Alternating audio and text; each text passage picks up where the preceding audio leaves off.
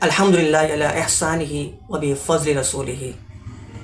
تمام سامعین و ناظرین، آپ دیکھ رہے ہیں ہمارا یوٹیوب چینل ابو حنظلہ مظہر سعیدی۔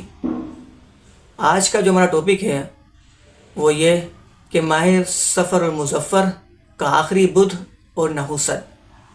سامعین و ناظرین، ماہ صفر المظفر کی ابتدائی 13 تاریخوں کے ساتھ ساتھ آخری بدھ کے حوالے سے بھی بہت سی بے بنیاد باتیں دنیا بھر میں مشہور ہیں۔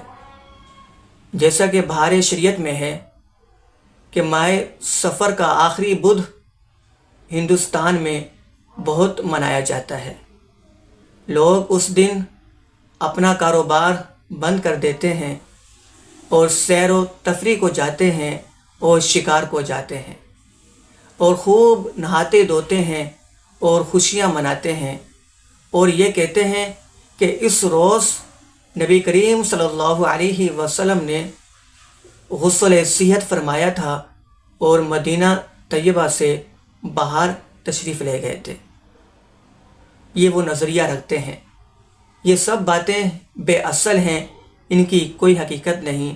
اور بعض لوگ یہ بھی کہتے ہیں کہ جس طرح ماہ صفر کی ابتدائی 13 تاریخیں بہت زیادہ منحوس ہیں، بھاری ہیں، تو اسی طرح ماہ صفر کا آخری جو بدھ ہے وہ بھی بہت بھاری ہے، کہ اس میں بھی مصیبتیں، آفتیں نازل ہوتی ہیں اور طرح طرح کی وہ باتیں کرتے ہیں۔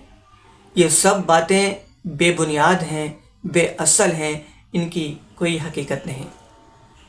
اعلیٰ حضرت امام اہل سنت مجدد دین و ملت پروانہ شمع رسالت الحاج الحافظ القاری الشاہ امام احمد رضا خان بریلوی رحمۃ اللہ علیہ، آپ سے ماہ صفر المظفر کے آخری بدھ کے حوالے سے سوال کیا گیا کہ خواتین کا اس روز بطور سفر شہر سے باہر جانا اور قبروں پر نیاز کا اہتمام کرنا یہ جائز ہے یا نہیں؟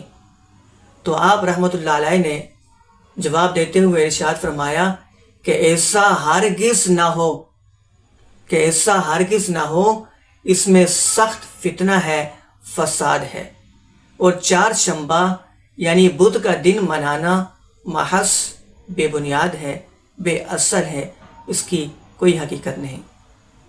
تو سامعین و ناظرین، یاد رکھیے، اسلام میں ہرگز نہ کوئی دن، نہ کوئی مہینہ، نہ کوئی تاریخ، نہ کوئی وقت، نہ کوئی لمحہ نحوست والا ہے، بلکہ یہ ساری چیزیں اللہ کی طرف سے دی ہوئی ہیں۔ تو اللہ نے کسی کو نحوست والا نہیں بنایا، تو پھر آپ نے کیسے سمجھ لیا؟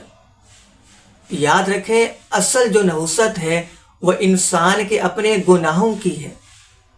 آپ گناہوں سے بچیں تو انشاءاللہ نحوست سے بھی آپ محفوظ رہیں گے۔